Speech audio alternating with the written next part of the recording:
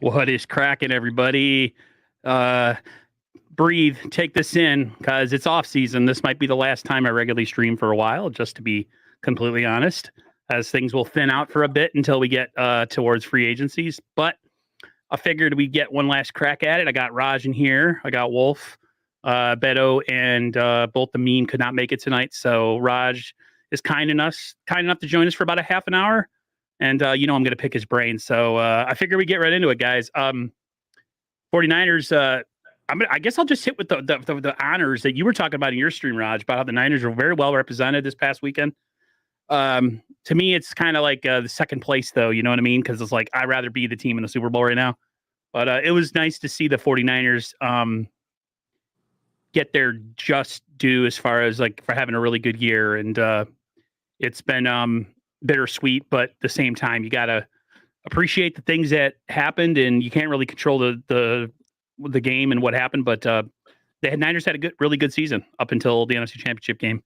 But what was your take on the whole what's been like a pretty interesting week, Raj, with the 49ers kind of like I said, well representing themselves, and then Bosa getting the DPOY? Yeah, no, it's been a very bittersweet time since the NFC Championship game. Obviously, we all wish we were getting ready to watch the 49ers win their sixth Super Bowl, but that's not the case. But you know what? It is a nice celebration of how the season was, because I know it didn't end the way we wanted to, but it's a hell of a run. They won 12 in a row, 3-4. Nick Bosa, man, we all year we're sitting there screaming, give him his recognition, MVP. Parsons, he's better than Parsons. Parsons didn't get a single first place vote. So recognition, validation, all was there for Nick, 100%. Got to respect the man. Love that he got that Defensive Player of the Year. He put the work in this offseason. He's been the Defensive Player of the Year now and the Defensive Rookie of the Year. Tore his ACL, comeback was crazy. So shout out to Nick, man. His speech was amazing. I feel like he talked the most I've ever heard him talk, right. And he was just so motivational on his speech. But yeah, shout out to the Niners. Very well represented. I feel like this is something I said today on my show, that I feel like the Niners kind of took over Super Bowl media week. They're not even in the Super Bowl, and they took over the league. Everybody wants to talk to the Niners. Like today, even like all social media on Twitter and stuff, everybody's like, oh, the Niners are talking too much. The Niners are talking too much. And then Debo said it, and all these players are like, yo, if they're going to ask us the question, what do you want us to do? Not say anything? You want us to be a mime, a mute? So yeah, everybody's asking them questions, the same damn question on every social media, on every like media platform. Well, how do you feel about the loss? Are you gonna sugarcoat it for you? Oh, yeah, well, yeah. No, they're gonna keep it 100, and I'm glad that the Niners are coming out saying what they got to say.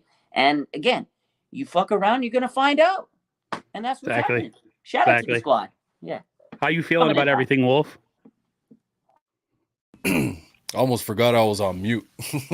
I feel pretty similar to how you guys feel, man. Definitely would rather be in the Super Bowl, but like the whole Bosa thing, he's been deserving of that recognition for a long time, for years to come, actually, I think. And glad to see him get it, man, finally.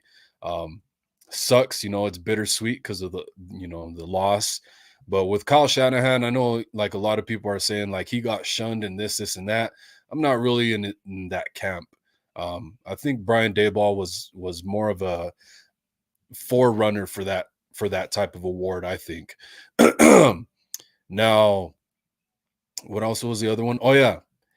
I know Aaron said backstage that was going to be one of the topics, and Raj touched on it, whether the 49ers should shut up. And I definitely don't think so, man. I love it. Just like Raj said, I love it.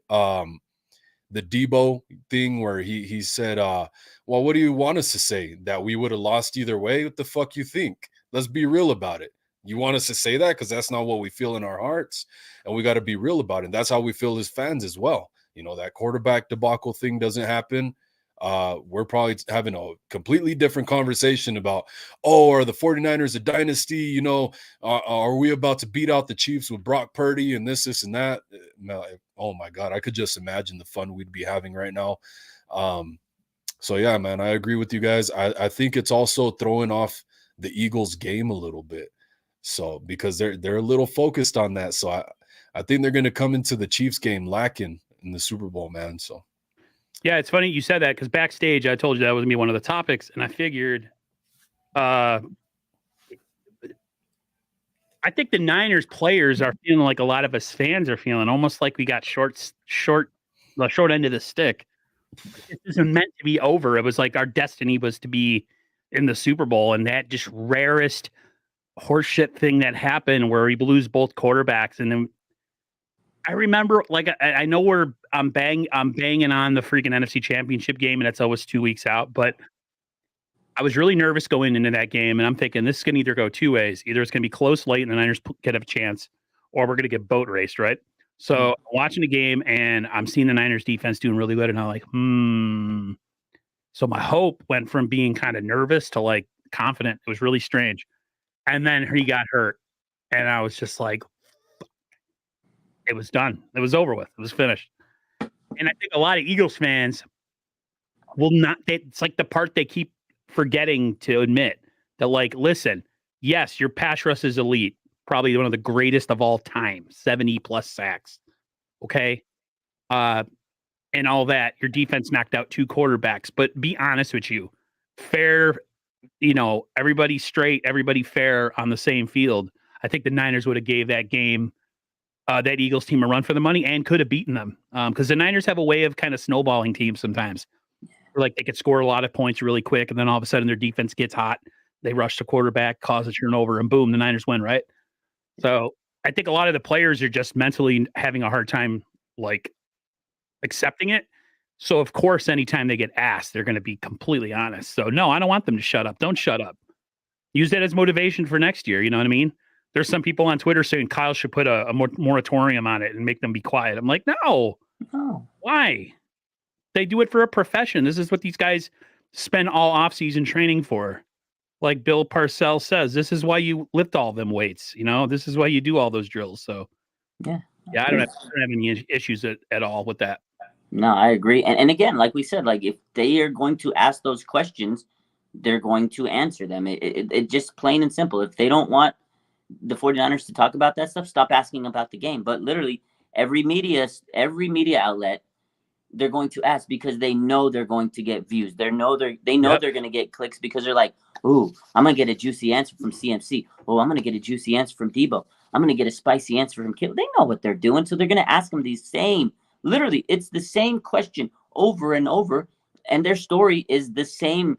Every time they ask Kittle, he says the same thing. I've seen a Dan Patrick show. I've seen like Rich Eisen. I've seen every interview he's been on this week. Pat McAfee. I've seen the same thing with Debo, First Take, and Pat. They've all went around the rounds, and it's literally the same questions and the same answers. I'm like watching these interviews. I'm like, it's the same content. It's the same interview, basically. There was CMC, right? He had the interview with Andrew Cicilline on NFL Network a couple of days ago, and he says, I hope both teams lose. Yahoo Sports the next day asked him the same thing. He goes, look, I already said it yesterday. We're going to start this interview with the same answer. I hope both teams lose. He says, let's just get out of the way. So they're asking the same silly ass questions. They're going to get the same silly ass answers. And now again, I agree. Keep talking because the Niners are still in everybody's mind. And what Wolf said, I feel he's right. Like the Niners are living rent free in the Eagles' heads. And it's crazy because I think they're focused more on the 49ers than the Chiefs. And I think that might be the 49ers ploy. Like, hey, if we couldn't beat them last week, maybe we can help them lose. We're going to talk. We're going to get in their mind. And if the Eagles lose, you're going to see the Niners talking a lot more next week. Oh, yeah. I already said it on one of my last streams that I will be running my mouth if the Eagles win because they've been attacking me along with probably every content creator out there. So they're going to eat a massive horse thing on that day. Yeah. I'm trying to keep it PG. That's all I got to say about that. I thought it was pretty cool to see. I feel like CMC is always like the most professional. Yes. No matter what team he's on, man. So it's kind of out of character for him, and he's being petty, and I love it, man. It's really cool. It really got to the 49ers, man. So like they even got Robbie Gould talking S, which is funny. That's typical though. that's one thing I love about Robbie Gould, man. He's got some fire to him. Yeah.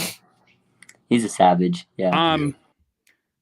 I want to transition to probably the most important topic of the offseason, and that's Brock Purdy. I know I've been paying attention the last couple of days to you, Raj, and any really good content creator who I trust, and they both been talking about this interior brace, this internal brace that might be put in there, and how that could affect his timetable of return. And people shouldn't really go on the fact that it's going to be 6 months. Like, I was listening to Locked On 49ers with Peacock and Croc. Yeah, and they were talking about how they talk about it being a 6-month recovery and he'll be back in time for camp, but actually he would be back in time for the end of the preseason. So like there's some things that are not lining up. I know Jackhammer posted a video of Nick Mullins throwing 4 or 5 months, like he was already throwing it like 4 months. I don't know. He was throwing a little early. Yeah. And I'm a little worried because I've trusted Kyle in the past, and I know I said this on the NWO stream and probably with Ted too, is they've been wrong a lot of times and guys have had a lot of setbacks. So I'm kind of like, I made this video or made a short and I was all like, woo, the Niners are going to have him back in 6 months. And then literally like the next day, Raj, this person, this creator is all like, pump the brakes, everyone. Grant Cohn's like, pump the brakes, everyone. This could be a lot longer. Nothing's really been decided. If they go in there and they see something, it could change everything. So now I'm all like super kind of depressed now. Wolf, I'll go with you first. Like, are you kind of in that mindset now, or maybe we need to pump the brakes a little bit, considering that when they go in there, they might find something? I want to make a quick point about the last thing we were talking about, and then sure. I'll move on to that question. Sure, go right ahead. Just because I forgot to say it, when I get in the moment, I forget to say things. The stuff that happened with the fans and Fred Warner's wife, the Philly fans, I hope Warner makes it public that he's going to take that out on Hurts next year. So I'm looking forward to that. That's another thing I'm looking forward to. Now, the next question that you asked me about the Brock Purdy thing, man, I've been saying Trey Lance needs to start the season. I don't care how healthy Brock Purdy is. He needs to be 200%. Now, the thing is, to shout out to Jesse Naylor. He posted a video today where he said, even Brock Purdy doesn't seem so sure on what kind of surgery he's going to be getting. It sounds like they're going to go in there and kind of just go from there. And it might be a hybrid surgery that might take anywhere from 6 to 9 months to recover from. So regardless, man, Trey Lance, you need to step up to the plate. It's your opportunity to shine, man. Take the bull by the horns like Brock Purdy did and do your thing, Trey Lance, because we're all rooting for you. We want that good problem on our hands, man, and you're going to buy Brock Purdy a lot more time to come back. Like the staff won't feel as much pressure to force Purdy to come back early. And then Purdy, be smart with it, man. Think about your longevity. So I'm looking forward to that. I do also think, somebody asked me, do you go with the veteran or do you go with a rookie? Do you draft somebody? I said, why don't you do both? I talked to Raj. I told him I wouldn't be so opposed to maybe trading for a Taysom Hill or somebody like that. Taysom Hill only costs $14 million a year. That's still a really cheap quarterback room and somebody that could back up Trey Lance. But I'll let Raj go because I know he's got a limited time. Yeah, no, I agree with what you guys are saying in the sense of, you never know what's going to happen. So speaking about the surgery, and I brought this up a little bit today as well on my show. You're right. And this is something I noted earlier in the week when we did find out, when Rappaport said, okay, he's going to have the surgery on February 22nd. That's like the one concrete detail we know. They're hoping, Lynch said this last week, that they're hoping it's the 6-month approach. They're going to do the repair with the brace. And hey, in 6 months, it should heal. And you're right, because if there's no setbacks, boom, you're good 6 months.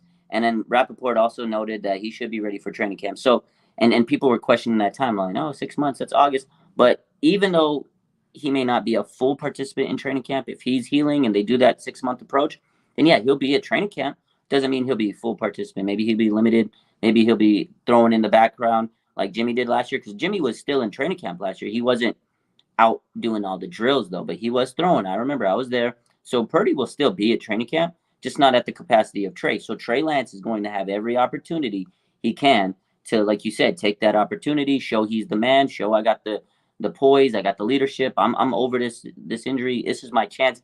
He said it himself. I just want a chance to compete. Brock, what he did was amazing. He's a baller. I don't want the job handed to me. So they both know it's a competition. I think Brock Purdy yesterday, Deanna Rossi from ESPN, she asked him, he said the same thing. He goes, I just got to heal. I'm not worried about it. I know when I come back, I got to go compete with Trey, let the best man win. And they both want this team to win. They know who, if they got to start, if Trey wins it, he's got to go out and win. If Brock wins it, they got to go out and win. So they got the same mindset. But as far as the surgery, yeah, you never know, because when you're the surgeon, when you're the doctor, and you go in there and you're like, oh, that's a little different than what we thought, so we may have to do a different approach. I think that's what the new information is, but it shouldn't be like shocking. It should be, I mean, I wouldn't say it's common sense because not everybody's in the medical field. So in my mind, in the medical field is, yeah, when you're going to do something, an operation, you won't 100% know until you get there. But based on your previous surgeries, your background, your experience, most likely you can say this is what's going to happen. That's your prognosis. You know, when I have patients that they say, how long do you think I'm going to be here? How much weeks do you think it's going to take? And I always I hate that question, because I'm like, you know what? Everybody's different. For you, Aaron, you might recover from some certain surgery that you're going to have in 3 weeks. Wolf, you might heal in 3 months. You know, everybody's different. So it really depends. It depends on a lot of factors. And I again, think that would be switched because I'm way well, older than Wolf. yeah, I'm trying to be nice to you, my boy. So, you know, you never know. And again, when they go into your surgery, let's say, Aaron, maybe they are like, ooh, we're going to have to do a little bit more lengthy procedure than we initially thought. And I think that is what's the whole question, because we won't 100% know. We know February 22nd, he's getting it, but we don't know 100% what he's getting.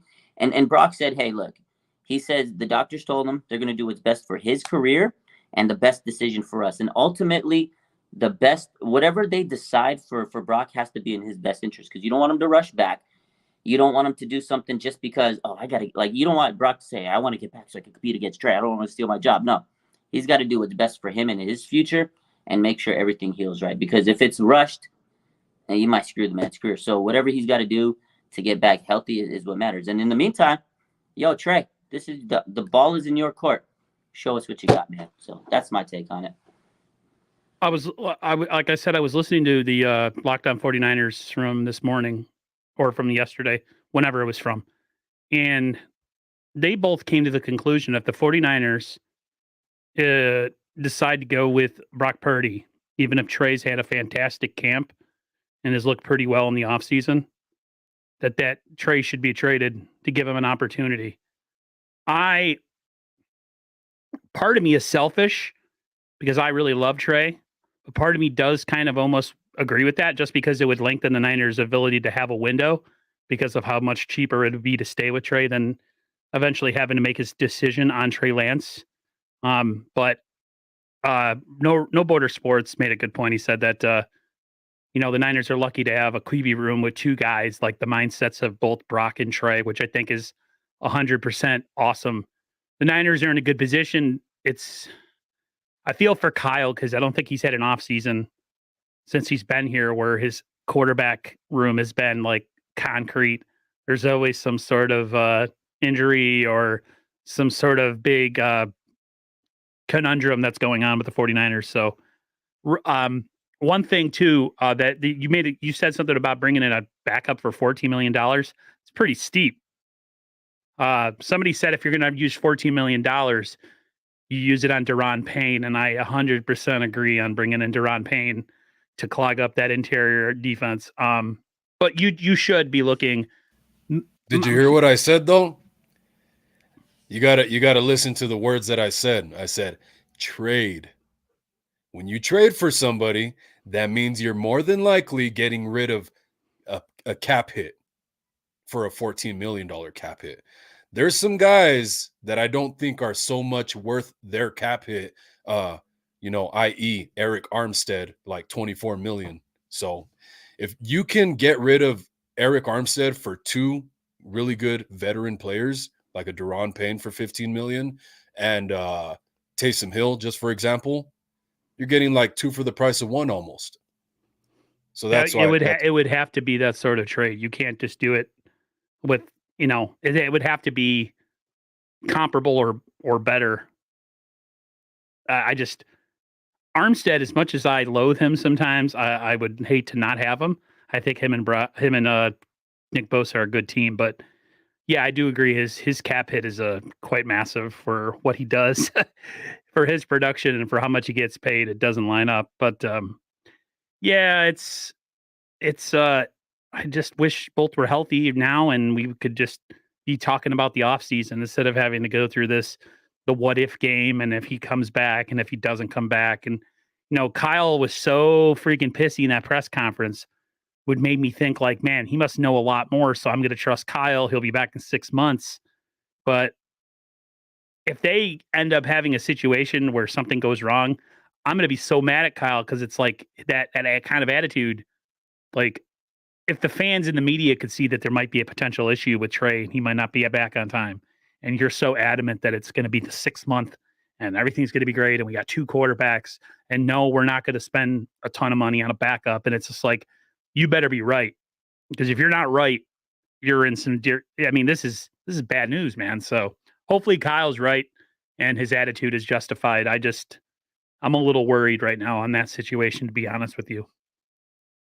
I mean, it's a big situation, and you're right. This is going to be year 7 of Kyle Shanahan, and here we are, quarterback. It's the topic of the offseason. Once again, every year it dominates the headlines. So yeah, it's crazy, but I want to give you a little pushback, play devil's advocate on the whole Trey Lance, because again, the 49ers have had a lot of injuries with the quarterback room. So Right. Let's say Brock wins the job, I get it. He's again, Kittle, Bosa said this yesterday on the red carpet. He says it's Brock Purdy's job to lose when Jennifer Lee Chan was interviewing him. Kittle said it yesterday with Von Miller on Bleacher Report.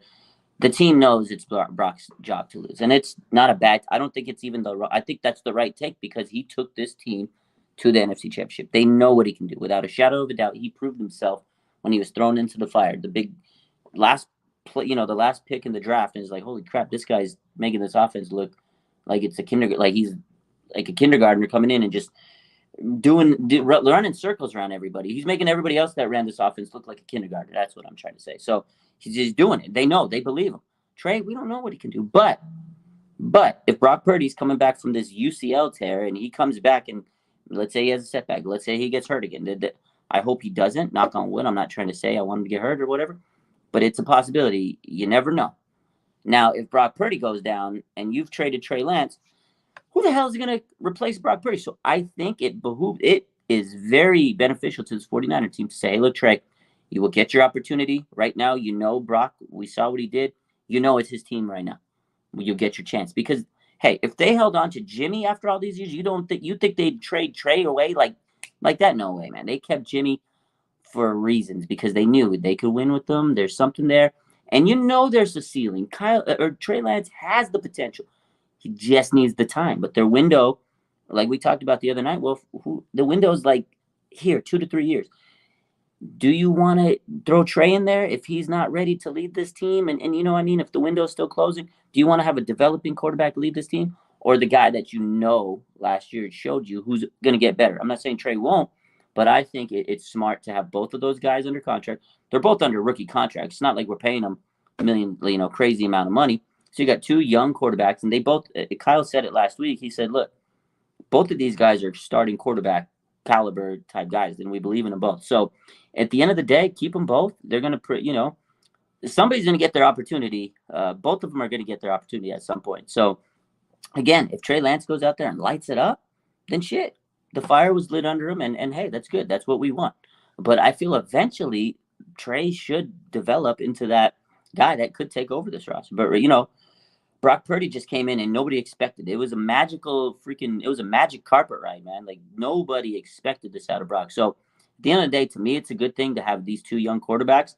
But I still think they need I think Wolf said it too, draft a guy and get a veteran. Because if we go through another season where you lose every quarterback and we don't have a guy to come in and replace him that can at least manage the game, it's going to be another offseason of quarterback drama. So they need to make sure that quarterback room is very developed and strong and just pray for no injuries, but you never know.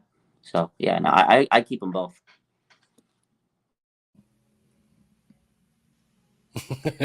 You're muted, Aaron. Thank you. Yeah. It's usually me yelling at everybody to unmute themselves. No, it's an interesting take by Croc and Peacock, but I respect both of them. I guess they were just saying if it's even and they go with Purdy, that maybe Trey down the road deserves an opportunity somewhere else to get a shot. But you're right. If you have 2 cheap quarterbacks in the room, and you can elongate that window for as long as possible, then you got to do what's best for the franchise. And, honestly, Trey Lance doesn't have a whole lot of leverage in this point in time. And to me, as a fan, I just want whoever gives us the best chance to win. It's a meritocracy to me. If that's Brock Purdy, I love Trey, but bro, I'm going with the hot hand. We're trying to win championships here, man. We're not trying to be, sing kumbaya and hold hands together. Like, that's just not the business what we're in. So, yeah, that's my take on that.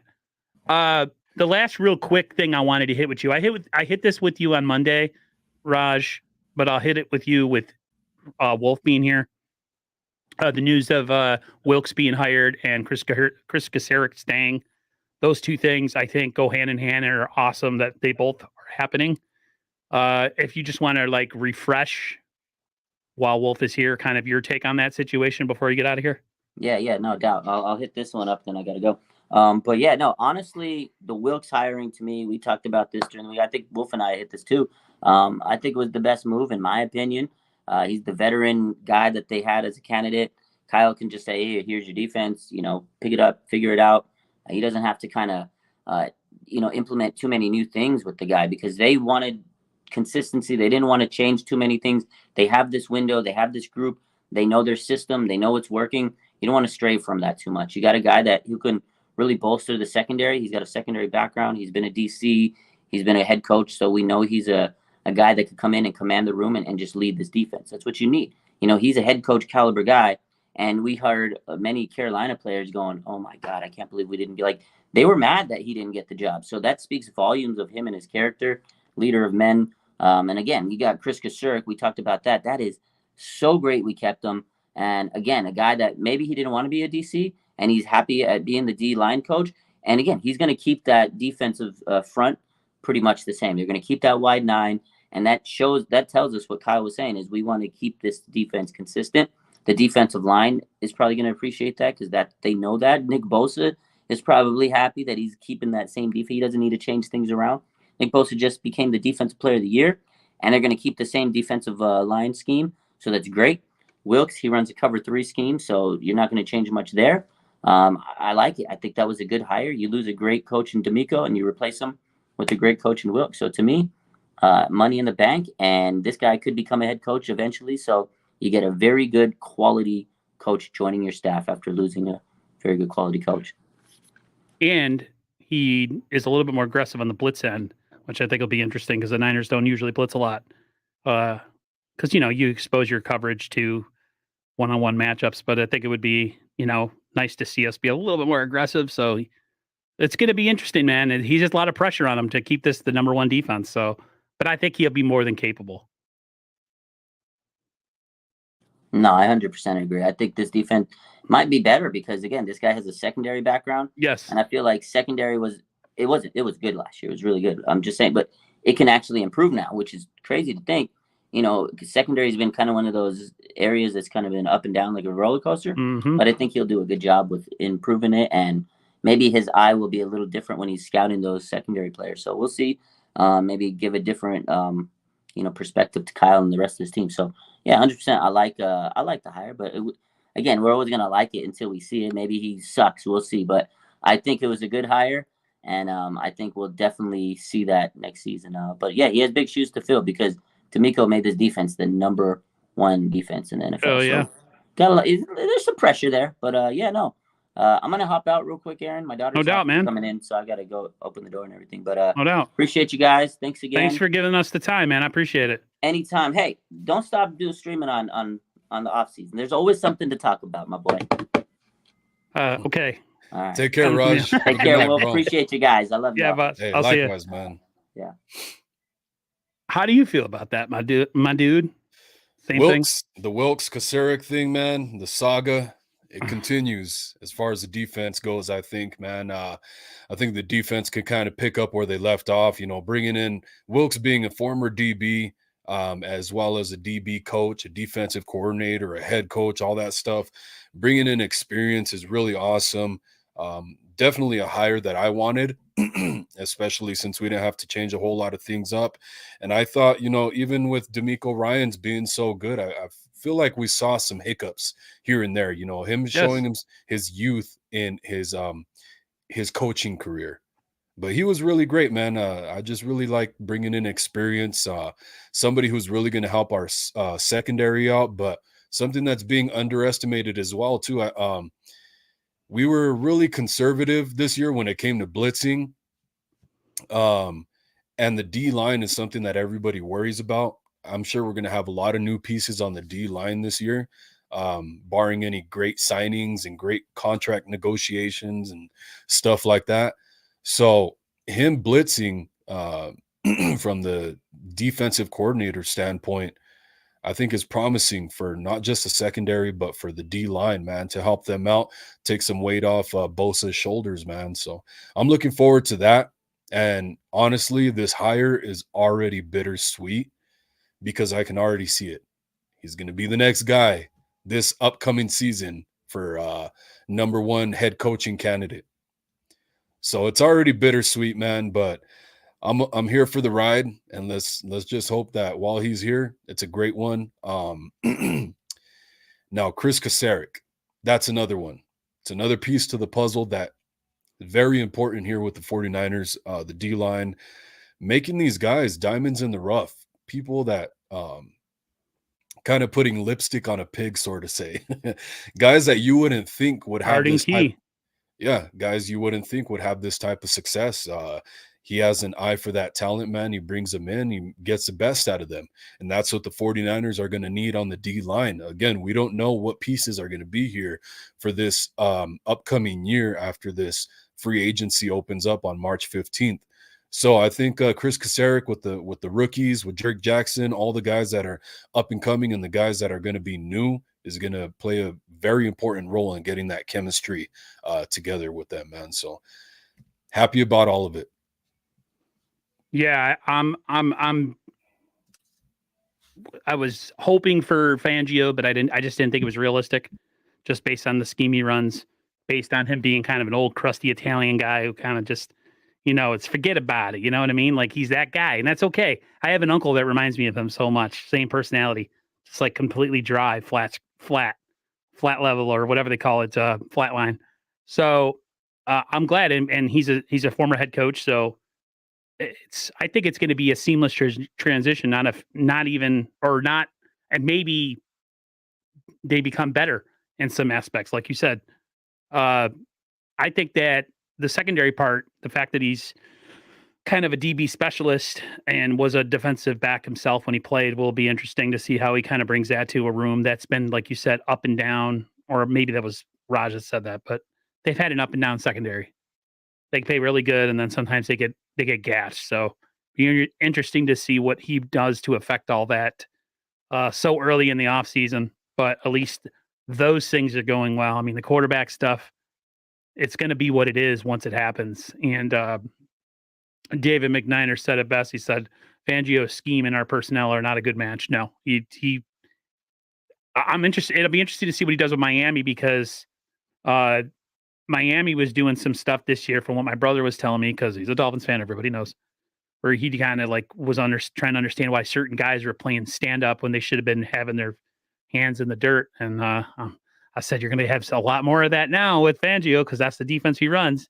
Get ready for your linebackers to play in coverage sometimes, because that's what the 3-4 defense is. But I'm sure Fangio will get the personnel that he needs, and guys will be moved around. Maybe guys get traded. Who knows? But he's a really good defensive coordinator too. But I think the Niners did well for themselves. Free agency's coming very, very shortly, within about a month from now, or so.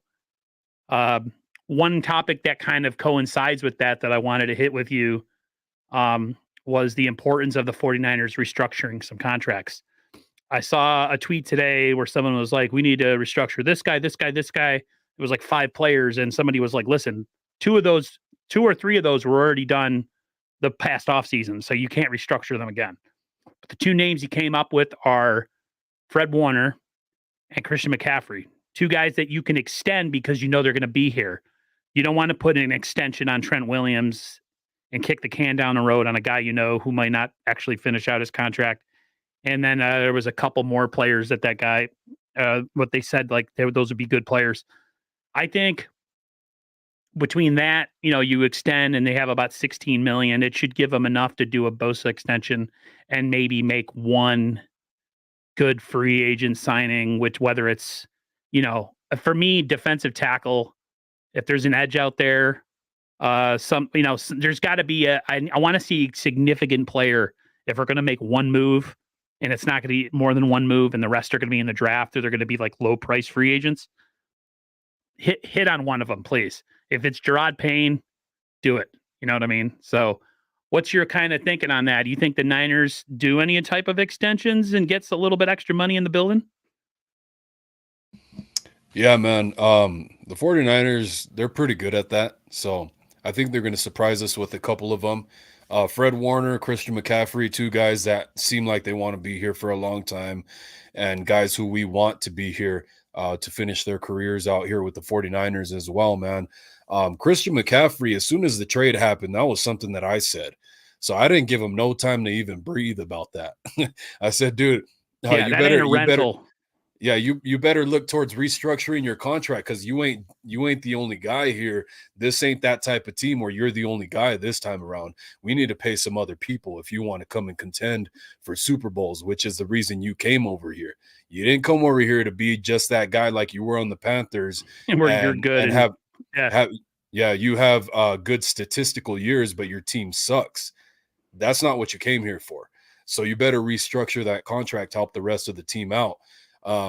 But for me, it's Eric Armstead, man. That dude, if he doesn't do it, I don't see any reason why he should be here. 24 million, I think it's 24 million. If not, it's 21. It's something like that, man. Is way too much. Buckner wasn't even getting. They didn't even give Buckner the time of day with that type of money. You're going to give it to Armstead? I don't think so, buddy. Yes, and when that trade happened, I'm 100% with you. I'm like, they wanted to go 1 for 1 and draft a guy to replace him instead of keeping the better player and then replacing Buckner somewhere later in the, it was very, that was, and then to get a guy like Kinlaw, who's just a dick and like, he doesn't produce and he's always hurt and he's sensitive. And it's just like, he's everything that I can't stand about the modern athlete sometimes is, they spend too much time worried about what everybody else thinks. They don't produce. They get paid a ton of money. And they're always up in the media's face talking a bunch of yak when they haven't accomplished anything. So, all wrong on that front. I agree. I wish they would have kept DeForest Buckner. Real quick, I want to make a comment to G9 Garage. I just want to give you my condolences for that. He said he says, been missing in action. Buddy was shot and killed an hour before the NFC Championship game. Rough week. I bet, man. I've never had something similar like that happen. So my thought, I know it's cliche to say thoughts and prayers, but that's definitely in my mind. I feel for you. Definitely. Yeah, man. Condolences. That's football seems really, kind of unimportant. That's really a shitty thing to have to go through. And have the Niners lose on top of it. Not that matters, but don't apologize for being MIA either. Trust me. Yeah, that's okay, it should man. Be on the least of your worries. Yeah. We'll still be here to commiserate the 49ers losing anytime you want to come through. So David McNiner brought up something that I saw the other day. He says, I want Yannick Nkoduche. Nagoku. Okay, Nagoku. Thank you. To be the edge, opposite of Bosa. Then a draft a thick fella, 350 and linebacker thick. Yeah, I would totally be down with that too, David McNiner. The only thing is, I bet you there's going to be a bunch of other teams that want the same thing. But yeah, he needs. We talked about this last week. But we need some help with Bosa, man. I don't know how much longer I can beat the drum on that one, but he was so tired at the end of the year, man. I remember one of the streams, and I'm not trying to call out any of my cohorts. When I said that Dallas had a better defensive line, everyone was like, and then I said the Eagles have a better defensive line. People were like, no, Niners. And I'm like, no, we got the best player on the best defense. But defensive line wise, depth, talent, we're like down here, and those other teams are like up here. Like the Niners need to do some serious investing in that defensive line, interior edge. Like we need Bosa needs some help, man. Like that's how guys get hurt, man. I for anybody who thinks that I was pooping on the Niners because I said that, it's not that at all. It's watch the season. Watch how Bosa was at the end. He didn't get any sacks for like the last, I don't know, 4 to 6 weeks or something. What is your take? You think the Niners need to really do a good job of kind of like reassessing that position? Well, I mean, that's the whole thing with Armstead costing way too much, man. Right. We need to shave some off the top, I think, man. If Armstead wants help, if Bosa wants help, we got to attack that. I mean, Bosa already said we'll see how much of it is mind games or what it is with Bosa. He said he doesn't have to be the highest paid non-quarterback player in the league or whatever. He wants to be a 49er, which is all, it's great to hear it, but I'll believe it when I see it. So we'll just have to wait and see, man. The 49ers have some pieces to move around. We'll see if Armstead could even stay healthy, as well as Kinlaw with the plantar fasciitis. Kudos to him. He made it through that second stretch of the season. That was really cool. It was kind of like walking on eggshells. It felt like I was like, oh man, hopefully Armstead can make it through this game and we don't hear no injury reports on the next week, this upcoming week or anything like that. So I don't know, man. It's a really difficult situation because so many free agents and not a whole lot of cap space. Yeah, they definitely need to do something with some extensions. I think Armstead might have been one of those other players that's already been adjusted. Let me see if I can bring up the tweet. Hold on a sec. I'll open up another tab here. I'll tell you exactly what it is. Sometimes I use stuff for notes, but then I don't bring it over. No. That's a hell of an extension, a hell of a restructure. He says, I think it was Rohan that responded. He says, I think it's unrealistic to expect that number because the guy was talking about like a really massive cap number if the Niners were to restructure everybody. They said they wouldn't touch Trent given retirement status over the next few years. CMC is an obvious move with zero guaranteed money. Warner would be nice. He doesn't think Armstead's going to be part of that or Kittle. So still they could free up, if they could free up around $40 million, $43 million. Kittle was one of them. I didn't remember if Armstead had done it or not. I don't specifically remember him getting a restructure. I do remember Kittle getting one. They need to do something. I mean, they still have they have the 10th most cap space with the roster that they do. So, but to me, your Bosa is whatever. It's probably going to be a low cap hit this year anyway with Bosa because that's how those deals work anyways. So the Niners can do some stuff this year. If the Niners want to go, balls to the wall and maybe make a big signing, a defensive player, or whatever, then do it. In my dreams, I dream about Brian Burns being on this team, but I know that's never going to happen. That would be like, wow, him and Gerard Payne, but that can never happen. But I've pretty much, there's got to be some guys that are willing to bite the bullet. I think, Christian, they're going to extend him, so that'll be great. And then, of course, Warner's going to be here a long time. He's in the prime of his career, so why not? And they already extended Greenlaw, so it's not like they can touch his contract. But around $16 million before any restructures. Be interesting to see where they fall. I'm sure Matt Mayoka or Barrows or any of those guys or Raj or anybody, they'll be on top of that in a heartbeat. They'll get the cap numbers for us because the cap stuff always, depending on who you listen to, Wolf, it's always different. Somebody will say we have 46 million. Someone will say, no, it's more closer to 39. Like, just give me a concrete ass freaking number for what our cap's going to be if we restructure. Because we need reinforcements. We need to figure out who's coming back on this defensive line because like most of them are free agents. If Ebukam doesn't come back, I'm not going to cry. If anybody, I'd like to say Amenahu come back because I think he earned a spot on this roster just with this play this year. And of course, we're going to have Kalia Davis. We're going to have, trying to think who else. Kalia, what's his face? You know what I'm talking about. Their defensive tackle. He was hurt all year. T.Y. McGill? No, not T.Y. Jordan Willis? Nope. Pass rush extraordinaire. He was out most of the year. I can't think of his name. His name always escapes me. I never remember him. Pass rush extraordinaire? Yeah, he's a really good pass rush guy. He's kind of small in the run game. On the 49ers? Yeah. That was hurt. No, not Kinlaw. Keep going, guys.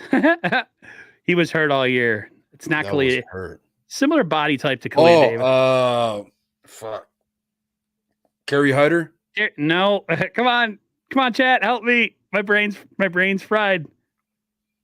Defensive tackle. He was hurt all year. Came towards the end. No, not Ridgeway, not Hurst. Oh my God, I suck. Oh no, screw it. Anyways, they're gonna have to make some decisions. Yeah. I mean, this is why I'm not in the camp yet. I just foresee that the 49ers are going to have to get rid of one of these quarterbacks at some point. I foresee it. So that's the thing too. Like that, I was listening to. They're going to have to pay. I mean, they're going to have to make a Kevin Givens. Thank you. Yes. Love Kevin Givens. That was do you ever listen to Locked On 49ers? No. Really good show. Eric Crocker, Brian Peacock. It's the number one 49ers podcast in the world or in the nation or in America. They made it. They were kind of just spitballing here saying like, you know, if Brock was given the job, even if like, what's his name balled out in camp stuff, would you trade him? I wouldn't yet, but it definitely would have to be something down the road that you'd have to consider. There's so many variables that go into it. That's why I'm not opposed to it, but I'm not opposed to not doing it either. There's so many variables. Who are we bringing in? Who are we going to have behind whoever stays? Like, is it because of the fact that Trey Lance is outpricing himself? He only has like one more year before we have to pay him, if we are going to pay him. You know, like if he's going to outperform and outprice himself, but Brock Purdy still happens to be the better quarterback. Like Trey Lance just happens to be a really good one as well, that we're going to trade and get draft capital, which we really need, because not only will that bring in reinforcements, but it reinforces our cap space as well. So I just foresee it. It has to happen at some point, guys. If both of these guys are balling out, which I think is what's going to happen, then like I said, I'm not in favor of trading them, but I'm not in favor of not trading them either.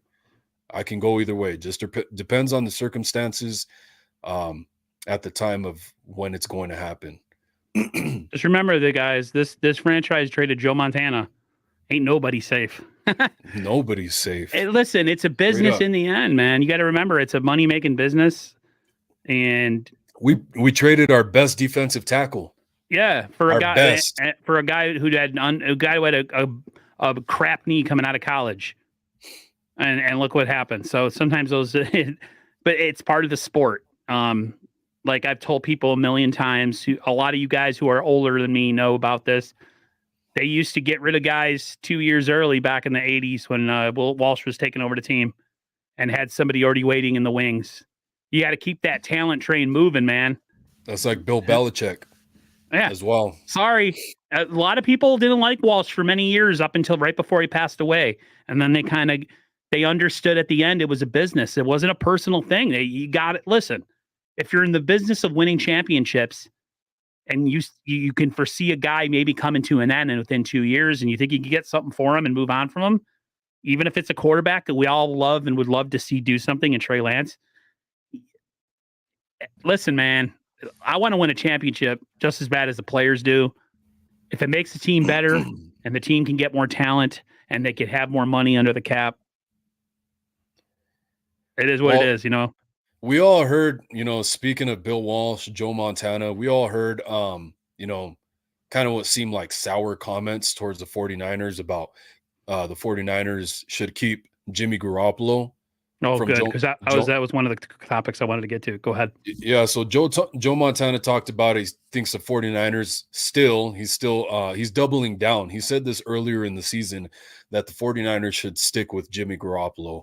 He said this last season as well. You know, the saltiness is coming through, man. But, you know, after some of the, like, all this stuff kind of got blown up that I had been saying since right after the championship, the NFC championship, I was like, I thought Garoppolo was supposed to be ready by the divisional round, and he can up his stock if he's ready for the NFC championship. If, you know, by some coincidence, something happens. Now, that wasn't the case. I thought he was supposed to be ready to play. And I was like, so what the fuck happened? And if you're Kyle Shanahan, what are you thinking? You know, you don't want him back. These players, you don't want him back. You don't want to see his fucking face ever again. If you're a teammate of his, you know, there was a fallout supposedly.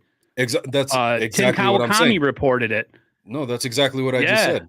And so that's what I'm saying. Yep. Wait. So I want to know, after hearing that, now what are your thoughts, Joe Montana? If that is the case, what are your thoughts on keeping Jimmy Garoppolo? I am a Joe Montana guy. I got a Joe Montana streets on back there, but same as a player. After the fact, I don't know. He only does things for money. He only shows up to bump some sort of product. He's just not like the other guys, like Steve Young and all them. They come around for free. Jerry Rice. Me and my brother, listen, we were watching that game where Rice was. I think it was the divisional. It was the game against the Cowboys, right? And my brother's like, Jerry Rice. He got the football. Yeah, my brother's like, Jerry Rice has earned. He's the best. And he's got rings. So if Jerry Rice wants to dance and drink wine and dap up with the players, I freaking love that, dude. That's how it should be. Did you see him at the NFC Championship? Yes. He took out all his rings. Yeah. Poor Jerry. Poor Jerry. If he could have suited up in that game, he would have. No, Montana to me comes across, and he's made comments before that he thinks that if the Niners wouldn't have gotten rid of him, that he could have had as many rings as Brady. He didn't say it directly like that, but he made comments of like, well, I think we could have got a couple more. They only got one with Steve. They could have had at least 3 with me. He comes off as somebody that's kind of disconnected, but I also feel the sour grapes that are still there. He definitely has sour grapes. And I don't blame him, but then I don't blame the organization either. When it happened, I hated freaking Steve Young. Hated Steve Young. I hated the Niners. I loved the Niners. They were my team, but I was so mad. Listen, y'all know in the comments that there is a picture of me floating around with a Kansas City Chiefs sweatshirt on when Montana got traded because I was a Montana guy. I was a 49ers fan, but I was mad at the 49ers. And my nephew to this day, 49er fan just like me, calls me out on that all the time. He's like, man, you ain't a real 49ers fan. You freaking defected, but, whatever. I was also like 14 at the time, so you can't blame me too much. But yeah, I don't know what's going on with Joe. And he, do you really think Joe Montana is paying attention with the 49ers and what's going on?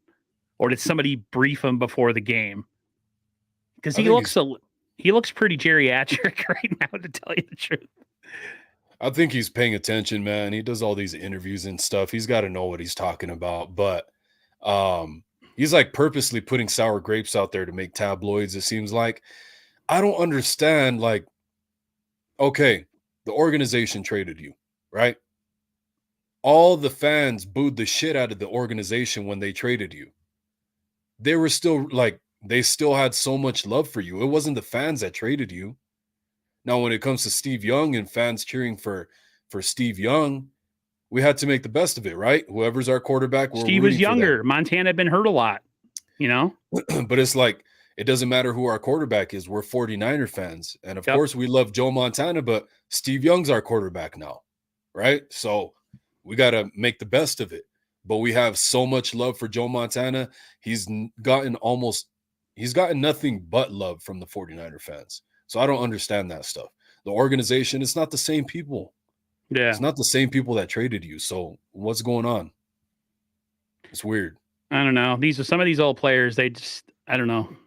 He sees himself in Jimmy Garoppolo, and I understand that, but he's a way better player than Jimmy Garoppolo ever was. Exactly, man. Why would you even lower yourself? Why would you compare yourself? This isn't a Jimmy hate fest. But Joe Montana, Jimmy Garoppolo, it ain't apples to oranges. It's like Chris Style to like a wine cooler. Okay, there's no comparison. Joe, like I don't even know why Joe does that to himself. Go ahead. Joe's like a cracker with caviar and all the fixings and gold shavings, and Jimmy's like a saltine. Jimmy's a saltine, or what is at least a Ritz, I guess. What are the ones that look like fishes that taste like pencil shavings? Goldfish. Yeah, goldfish. They don't taste like pencil shavings. It tastes like stinky cheese bread, but so what we're saying is the fact that Montana's doing this, and then he's comparing himself to a dude who couldn't hold his jock. I don't know. Yeah, he's losing it, man. He's almost 70 years old. I mean, you can't blame him. Not hating on old folks. I'm just saying. What'd you think of the? I'm going to take it away from the Niners offseason real quick, and I'm going to ask you this question: do you think boxing? No. I know nothing about boxing. Did Willis get snubbed?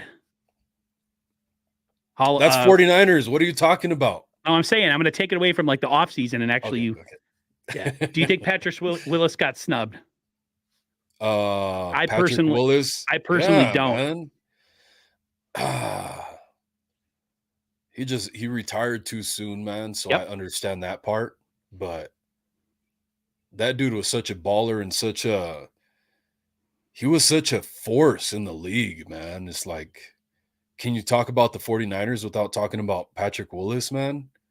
No. And the Harbaugh era and all that stuff that was going on, like he was a huge face of the league that year, like all those years that he was in the league, man, from beginning and end. So I don't know. He has to get in there at some point. I mean, they compared his numbers. His numbers are very comparing to Zach Thomas, but Zach Thomas played twice as long as him. Go ahead. I'm like 75, 80% on that, man. Because like his play on the field when he was on the field, Hall of Fame. Yeah, but he played 8 years. Exactly. And that's what a lot of 49er fans, when they ask, I've had people ask me, do you think Willis is a Hall of Famer? I said he played amazing. He was a game changer, best in the league, but he only played 8 years. That's it. I mean, that's kind of what's killing him. If he would have played 10 years, I know it's only 2 more years, but if he would have played 10 years and maybe had a ring in the middle of that, completely different mindset he would have been in there. He might not have been a first ballot because I think sometimes the Hall of Fame just starts putting everybody in, and I think they got to be careful. Yeah. Zach Thomas was an amazing player. Dude, that Dolphins defense in the mid-90s was unbelievable. Think about this. They had him. They had Brock Marion at safety. They had Sam Madison, Patrick Surtain. They had, who's Jason Taylor, Adewale and Gunlier on the other end. That was a loaded defense. But you know who their quarterback was? Jay Fiedler. That's why I kind of compare the Niners to with Garoppolo, is like they had this like all-star defense Miami in that era. And then they had Jay Fiedler at quarterback. If they would have had someone just a little bit better than Jay Fiedler, that team would have won a championship too. So I always tell my brother, I was like, when I see the Fiedler era Dolphins, it reminds me of Jimmy. We Fiedler you. We feel you. We Fiedler you. Yeah, we definitely. Sounds like we'll fiddle you. Oh no. Yeah, man. I really think he should, just based off his performance. Like, when there's a lot of complaining about when players should take themselves out the league and kind of go out on top. Patrick Willis did it. So, I mean, he's catching flack for that in a way at the same time. If I had a vote, I wouldn't, only based on his lack of years. But that's what I'm saying. Everybody wants to talk about, like, even with Brady, like, dude, go out while you're on top. And, nope. And then he everybody wants himself out of that one. Yeah. But then they like want to talk shit about you when you wait till you're just a complete flop. So I don't know. I would definitely want him to be in the Hall of Fame, but I understand why it's kind of taken a while. Yeah, he could. I mean, Hell, Roger Craig was the first running back to get 1,000 yards rushing and receiving in a season. Roger Craig still ain't in the Hall of Fame. That to me is a travesty. Is fucking ridiculous to me, man. But he was Marshall Faulk and Christian McCaffrey before any of those guys were even born. Paved the way. He paved the freaking way for a running back who could catch and run, and he was amazing. Yeah. I mean, think about this. They used to throw their fullback a gazillion times too. Tom Rathman was a great receiver. I mean, I'm going to go backwards into the past. Some news that dropped, I think after we were together on Friday. I don't think this was part of the discussion on last Friday. It was there was a rumor that Trent Williams was retiring. Now he's not. And then also the McGlinchey. Do you think the Niners should re-sign him or just jettison him off to Siberia or the Raiders? It's the same place. What's your take? First on Trent Williams, are you happy that he's not retiring? Because when I heard that, I was like, "You got to be kidding me, dude!" And then it turns out Trent Williams. I didn't want that guy here. Why the hell would I want Trent Williams here? Yeah. Come on, man. What are you, Beto? Trying to be a jokester? So of course I want fucking Trent Williams here, man. That's awesome. I want him here. I want him motivated though, man. You're getting paid a hefty sum. I hope you play to that level. Even on your worst day, you're really good. I understand that, but I hope he comes in motivated, man, because I think there's definitely some truth to what he was saying. I definitely didn't hear any sarcastic tone when he was answering that question to the reporters. I didn't hear any sarcasm at all whatsoever. He was pretty beat up this year. He looked that's a big man, dude. The whole team gets beat. I mean, they would have found a way to get that championship this year. If they were able to, have a quarterback during the championship game, but this team was hurting. It's a long season. I think they should have 2 bye weeks, to be honest with you. Yeah. 100% think there should be 2 bye weeks. It's okay, guys. We can live without the 49ers for 2 weeks during the season. It's okay. Do you want your team to be competitive in January? Then let them have another bye week. Just think about it this way. Think about how the 49ers had that bye week after the loss to the Chiefs. We beat the Rams going to the bye week, and it just catapulted our season into just greatness. Until the NFC Championship game. Now imagine 2 bye weeks. Come on, guys.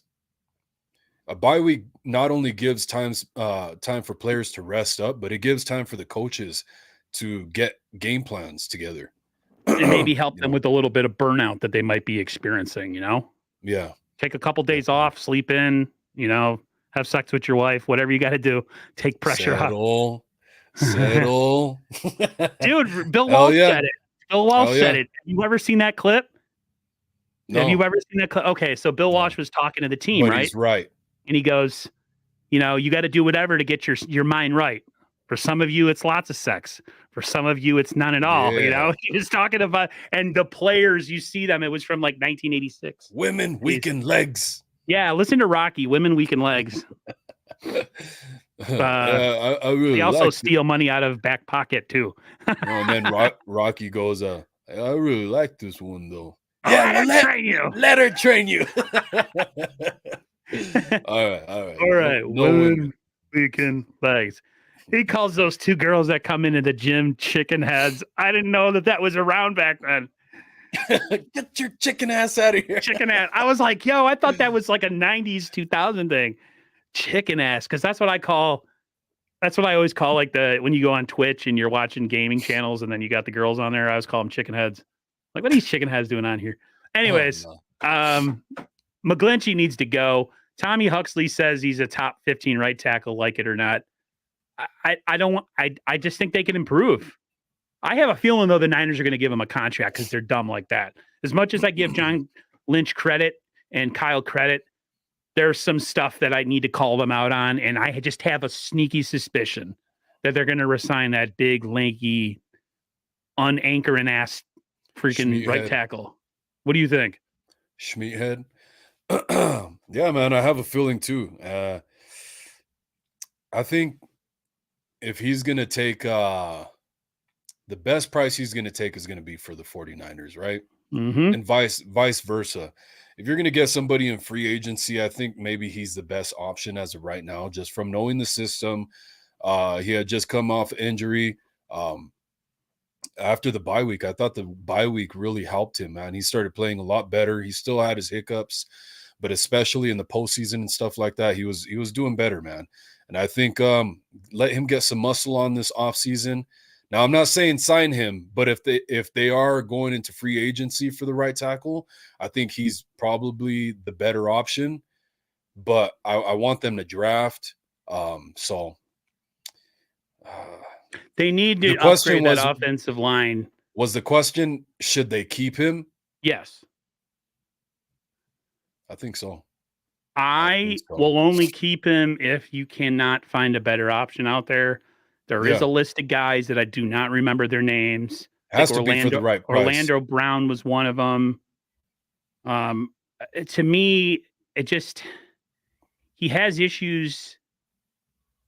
He's not as good in the run game as he was, and he's not. Go ahead. No, we know the issues. Getting That's for dumped sure. on his But ass by freaking guys that are 70 pounds lighter than he is. Yeah, that's one of his issues. yeah, That sucks.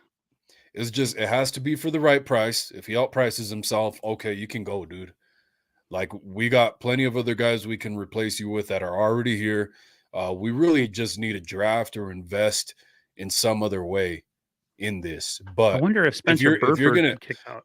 If you're gonna go and pay somebody about the same amount that he's gonna get, that is basically gonna be a similar player, then I would rather just keep him because he's already familiar with the system. So that's basically what I'm saying. And you're not going to draft his replacement in the 3rd round or 4th round. That's the thing too. So you might as well keep him because that person's going to have a whole learning curve of the NFL. And if the all 49ers, this, that, and the other. If they could trade high into the 2nd round, yes, I would. That would be. I'd awesome. go edge. I'd go edge. No, you're talking about offensive line edge. No, I'm going defensive line edge of opposite of Bosa. I do not want to go. See, I'll tell you why we. I'm glad we disagree. Go ahead. Yeah, I'll tell you why we can't do that, bro. Look what just happened in the NFC Championship. We have to focus on the O-line. Can Bosa pass protect? Yeah, I get you. I know what you're trying to say. It's true. He better be a damn good player, though, if you're going to draft him. If you're going to trade up, this dude's got to be an entrenched starter day one. That means you jettison McGlinchey or just don't re-sign him. Well, it's the same thing with the D-line. That's what I'm saying. It's basically the same gamble, and I would rather take that gamble on the O-line. I would rather make that investment towards the O-line, whether it works out or not. I want to make the push for that because that's what cost us a Super Bowl this year. Yep. Oh, so, I agree. I think it's like I said earlier with Wilkes being here, blitzing more, that's going to help Bosa out and the D-line more. They're always still really good, the defensive line. Now, but they could be great. When you look at 2019, they would take over games. D-line really never took over games this year. Bosa took over games. But there was times when Buckner and Armstead and D Ford and Nick Bosa were living in the backfield. And your corners don't always have to be 100% like on the dime or on the money all the time when you got a pass rush. If you watch some of the plays where the Niners got beat this year, there was a lot of plays where there was like a freaking 5 to 6 second where he was in the pocket. He was able to hit his back foot, pat the ball, go deep. Like, yeah, of course, guys are going to get burnt. I don't care how good of a corner. Freaking, like I always tell everybody, and I've said in like the last freaking 20 streams, there's no such thing as a cover corner who can't be beat anymore. That era is over with. Dion was the last true cover corner where you just put a guy in an island and you rotate the defense the opposite direction and you just leave him over there. Ramsey gets beat. So like this whole notion that like that you have to have that all the time. But I thought the Niners at some plays played really good pass defense. It just there's too much time for the quarterback, man. One thing I want to see if Wilkes can help with as a defense coordinator is getting better against the running quarterback. Do something with that, please. Yeah. As much as I love Kasarik and I love their ass on fire and the way they rush the passer, boy, oh boy, did they get gouged sometimes. And people are like, what are you talking about? I'm like, are we watching the same games here? Like, they did well to start the game against the Eagles. I will say that they were on it in that game. And we're going to bag on that game forever until we win a championship again. But that was one of the first times where it seemed like they were on it with a running quarterback. Because, man, there's been times where they just, dudes, like Stidham, like stepping up in the pocket. What the fuck are we doing? Yeah. Hello? Is there anybody around him? Yeah. And, one of the good things about Wilkes is he was on that Super Bowl team with Cam Newton. So he was defensive coordinator the year that Cam Newton and the Panthers went to the Super Bowl. And so he got a lot of good looks in practice against Cam Newton, one of the best running quarterbacks in, NFL history, man. So he has that experience. Jose Alvarado says sign Arden Key and Marcus Davenport. For depth, right? Davenport. He sounds familiar. Is he a D tackle? Arden Key, he's a free agent off the Jaguars now, huh? Yeah, I wouldn't mind that. Yeah, that'd be pretty cool, man, to get him back. Another question that we're going to go back to the offense that I didn't ask you last week is Brandon Ayuk. His 5th-year option's coming up. Because we were talking about Kinlaw. Do we give him his 5th-year option? Most everybody says no, and I agree. It's like, no way, go away, goodbye. But Brandon Ayuk, I 100% think the Niners will pick up that 5th-year option. Do you agree? Or would you want to see them move on from somebody like Debo and bring another receiver? Like some people are saying if we do that, then we should move Debo. Like what's your take on that? They're not moving on from Debo, man. Yeah. That's somebody you could just hit a check down, a quick slant. And I still want to see deep passes to Debo. God damn it. Those 50-50 balls that Jimmy Garoppolo would throw to Debo last season, 2021 season. He has issues with separation because he's short. He just doesn't have. But there's guys where you don't have to get separated. It's what it is attacking the ball at the catch point. And Debo has that, which is you crazy. Think so? Yeah, I know so. I don't see it. How do you not go back to 2021 and watch? I know what you're talking about. The body changing it, like he put him his. Who was it against? It was against it was against somebody. Multiple various times that season where he would like slow Jimmy up. Garoppolo. Yeah. Jimmy Garoppolo would throw the ball up. It's a 50-50 ball, and Debo would stick his foot in the ground and high point that ball, man. So I think that's an underestimated part of his game. A lot of times these corners get their backs to the quarterback. That's perfect. That's what you want. You're putting your wide receiver in a really good position as well as the quarterback. And they need to start doing that a lot more with Debo. He's got really good straight line speed, Debo. Yeah. Like if he catches a ball over his head over a corner, it's all over. That Seahawks game, man. That second gear he hit. Holy shit. That shit, bro. Yeah, it's part of the intro that freaking my boy Roscoe made for me. I was like, oh yeah. It made me sad because I was like, man, we wasted that and we didn't even win the Super Bowl. But that was a beautiful play, I must say. Yeah, man. Oh, the one I'm talking about, it wasn't a screen. It was the one where it was like a crosser route he was going to the left, caught it near the sideline. Brandon Ayuk. Yeah. You're right. It wasn't a screen, but it was pretty damn close. That's what I'm saying. Like a quick slant, trail route, that type of stuff. That motherfucker could take that type of stuff to the house. And you don't want to tackle him. Yeah. That's what unfortunately, that's the price. I've had this discussion with other Niner fans, and they're like, you almost have to live with the fact that you're going to miss a couple games from these guys because they just use their body as a battering ram. But then at the same time, when they make a play where they bust a bunch of tackles and score, you're like, yeah. So you can't have it both ways. So I understand. Yeah. I just think as you get older, you should play a little bit more smarter. But at the same time, when Debo's trucking guys and gets open or gets into the open field, my discomfort of him doing that goes right away because I'm like, oh, he has a chance to score. Screw the injuries. But yeah, that was a nice play. He's a great outlet for these young quarterbacks, man. So that's the type of guy you got to keep here. Him, CMC, they're really important to this. Yeah, we have a really good. I think our offense is going to be really good next year. I don't think we're going to have any unless there's a massive injury.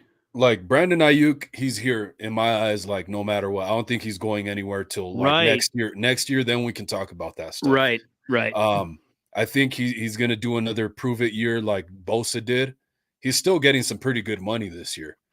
So he might do a prove it deal where he gets, he would bet on himself because he didn't get a whole lot of yardage. He didn't get a whole lot of action this year, man. He did pretty damn good, especially when Garoppolo was a quarterback. But I think he feels that he and us He as got fans, 1,000 yards this year, though. that's what I'm saying. He did good, He but could have been better. I know he knows, everybody knows he could have blown the fucking lid off the offense if he had better quarterback play. But guy who could throw over the top. Juwan Jennings is the guy that I'm looking at. That's the one I'm curious about. Do you pay him and keep him? I would love to. Or do you move on and you just have Tay Martin and he takes over? Big play Tay. Yeah. Similar body type, big slot. So, you have what you know and Juwan Jennings, and then you have a guy like Tay Martin who's didn't do shit this season. Yeah. But I hear a lot of really good things, but he didn't do shit. And he was active this season. Yeah. So I would keep Juwan Jennings. I would if we can. Yeah. If we can. Third and Juwan, man. Third and Juwan, baby. I always forget about him, and then he makes a huge play. And he gets like 15 yards on third down, and I'm like, yeah, you're slow as molasses. You're not getting away from anybody, but you're gonna get those 15 yards. You don't make a name for yourself. You don't get a slogan for nothing. Right. If he had speed, he'd be a very, very dangerous receiver. Like on every down, he just doesn't have breakaway ability. And that's why he dropped to where he did. He's just slow. Dude, he's such a strong receiver, but man. You're right. He's very super strong. Physical. Yep. Like, this is why I'm talking about. That's why I like him. Why don't they throw him 50-50 balls? We saw one finally. I think it was Jimmy Garoppolo was still the quarterback.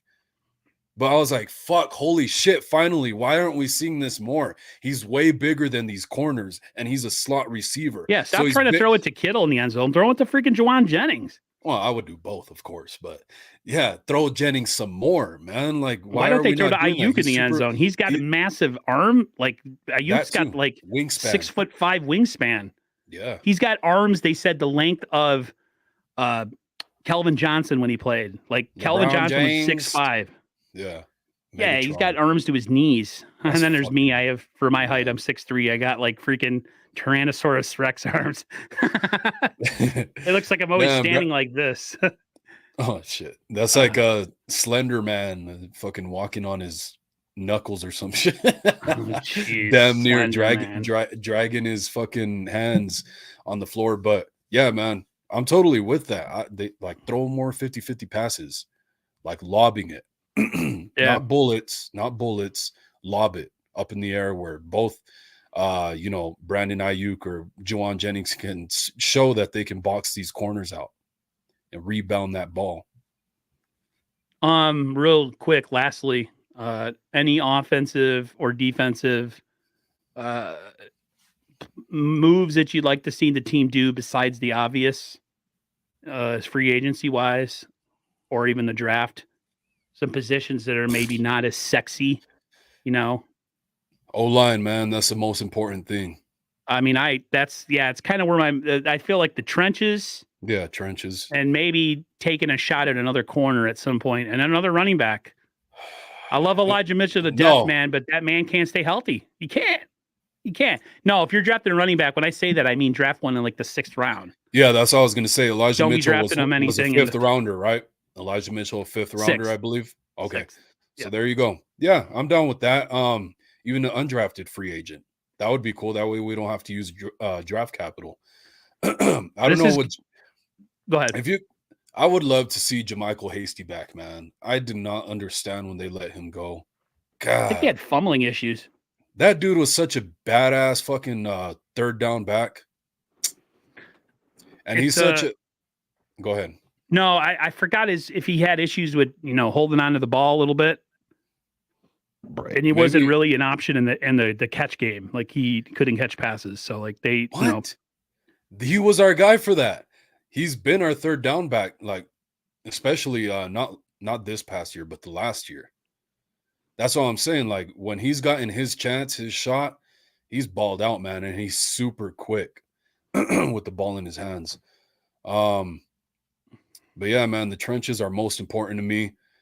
Really, like all this stuff is speculation, man. I don't know if Jimmy Ward's going to be back. Tayshaun Gibson put out a quote talking about how if he stays, Hufanga is going to be the main reason why he stays and cuts the 49ers a deal. So we don't know what's going to happen with Jimmy Ward or Tayshaun Gibson yet, but it sounds like Tayshaun is probably going to stay and going through the negotiations, man. So I really hope he stays. He was a surprise. He was a late addition, and he was surprisingly very, very. What do you have? 5 picks this year, something like that. Yeah. What the Niners had, I think, secondary wise, I think they had like 20 takeaways in the secondary. To be fair, Tayshaun Gibson. How was it? The Cardinals game. He got like David Blows threw him like some arm punts. To be fair, so those like 2 picks were arm punts, man. Hey, so. it is what it is. But he was there. Counts, it counts in the ledger in the Gray Sports Almanac. It still counts. That's I'm looking. So safety is a possibility. Is a strong possibility. Is basically what I'm getting to. They're definitely not in a rebuild, but they're definitely in a little bit of a retooling off season. Yeah, man. With some looks to the future. Like they really have to think about a right tackle down the road. I think these free agents really need to think about whether they want to win and contend for another Super Bowl or not. Or if they just want to go get paid. Yeah. Which it sounds like Jimmy Ward just wants to get paid, man. Yeah, he doesn't seem too keen on getting that championship. Hey, man, he's been in the league a long time. He's trying to set his future family up for future prosperity. So I can't really hate him on that. But yeah, as fans, we're like, how could he not want to win a championship? I think money's first, and then I think winning comes second to a lot of these players. Money talks and bullshit walks. That's right. I guess championships walk too then, I guess. Yeah. When it comes to money. Well, the money wasn't as good back in the 80s and early 90s, so championships had a lot more meaning. These players get paid hand over fist now. It's like shit too, man. I even look at Javon Kinlaw for his 5th year. He'll is it 5th year? He'll be making if he stays with the 49ers, he'll be making a minimum of like 10.4 this year. That's stealing money. That's not life-changing money. Change my fucking life. I'll take 10.4 bro, million if I had any that, fucking I would day. pay my mortgage off. I'm set for I would life, invest bro. like 3/4 of it. Bye YouTube. Yeah. You Sorry, guys never see me again. Well, I don't make them. I think in a 3-month stretch over the summer, I made some money on YouTube, but unless you're Grant Cohn or some of the bigger names on here, like Brad, you're not, you have another job. Oh yeah. This is a side hustle that I enjoy doing because I'm still in my dirty ass work shirt right now. I just came back home and started the show. I would be working if I freaking could have knee surgery, but we know that hasn't happened yet. As you guys see me bitch and moan on social media. I was probably going to announce. I came up on an opportunity. I might have to be taking a second job soon. That I'm actually excited about. So yeah, nice. Yeah, the YouTube stuff might drop off the fucking cliff at least for a good chunk of time. Hey, you got to make that money. Hey, that's just one less person you got to. There'll be nobody left. I feel you, man. I got to do it for now, probably. And well, I have the interview, and if it goes through, I got to take the job because I'd be super pumped for it. Plus, I got to make some money. And stuff's kind of slow right now with the YouTube stuff, man. So I might as well take some time off now if it would be any time, and then kind of ramp things up as we get closer to the season. Yeah, I feel like streaming wise, it all depends on what's happening. If some earth-shattering news happens and you could take an hour and talk about it. Once we get closer to free agency and guys get resigned, and we have the post-op of Purdy. I think there'll be definitely a little topics, but it's going to be hit or miss. It's getting into that off, like the stream, my streams, like your streams at certain points, we're getting a lot of people watching towards the end of the year. Yeah. Those people are gone. You motherfuckers. You think you could do this to me? You think you could do this to me? You ever seen that Training Day? Yeah. Denzel Washington, you motherfuckers. Okay. You motherfuckers. I'm putting what he said. I'm putting whatever on all you bitches. I'm putting cases on all you bitches.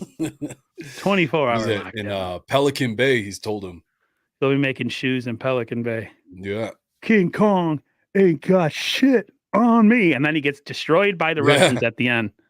Don't mess with the Russian mob, dude, or Croatian or Bosnian, whoever they were. Shouldn't have been talking shit. Yeah. Well, didn't he owe some money or something? He needed that money to pay them, and then what's his name wouldn't give him the money. Yeah. Jay. Well, he was in, I don't know, he was doing some rat shit, man. So yeah, he was a dirty cop. That's what happens when you fucking. That was the most gratifying movie death I have ever seen in my entire life. He so needed that. I don't know about that, but yeah, it's definitely top 5. Yeah, like Palpatine being thrown over in Return of the Jedi was pretty good. I'm a big Star Wars fan. A sad one. Sorry, my bad. I got to get myself a lightsaber. But me too. I need to. I want to put either a lightsaber or a championship belt on the wall back there. That'd be cool. A red lightsaber, like a 49ers theme. Just have it like, man. Yeah, that'd be cool. Yeah. Of Mice and Men, that was a sad death, man. Yes. I don't know if you guys ever seen that. Yeah, he had to kill Lenny. Man. He had to kill Lenny. Well, Lenny was like partly retarded. Schmeathead. And he had like the mind of a child, and he could kill people with strength. I love that part of the movie where like he tells him to go after that guy and he crushes that guy's knuckles. Yeah, get him. John Malkovich is one scary dude. I've always said if they were going to cast Lex Luthor in a Superman live action movie, that my pick would either be John Malkovich or the actor who played in Titanic as the boyfriend of the redheaded chick. Just make it Billy Zane. Make him bald. Billy Zane looks like the animated. Hey, Billy. But fucking Zoolander. Well, Billy Zane is freaking. Billy Zane was in Back to the Future, if you remember. I don't. He was one of those guys. I know he was in Zoolander, and Zoolander's all, "Hey, Billy." Zoolander. All right, people, we're gonna get out of here. Yeah, we've wasted enough time.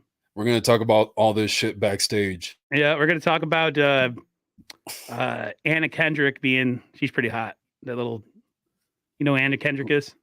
I'll have to send you a picture. She's pretty hot. Anyways, we're gonna get out of here, guys. Appreciate everybody, man. Yeah, thanks for coming through. All you who did, we appreciate the comments. And like and subscribe, like Raphael 562 says. Go check out Wolf's channel. Yeah. Please. That'd be awesome. And Aaron, I got to get you on my show too. Yeah, I haven't been on there yet. I like to go on there and maybe be on there with Mr. David McNiner or Culp. I had Brian Culp on the channel at one point this year, but I still haven't had Mr. McNiner on here. Trying to do McNiner Mondays, but that would be awesome. He's a busy guy, man. This Friday show that we have been doing that, you said might take a little dip for a while when you're doing your job thing. I'm trying to think of a name, and it's tough. But we got an off season to worry about it. We'll have something by the time the season starts. First Take Fridays. Yeah, but I want it to be more about me. I want it to be like more of a collaborative. Like more about me. first wolf sickness or something. I don't know. What the? All right, guys. We're out of here. We'll talk to you later. Good night, everybody. Go Niners. Go Niners. See you in September.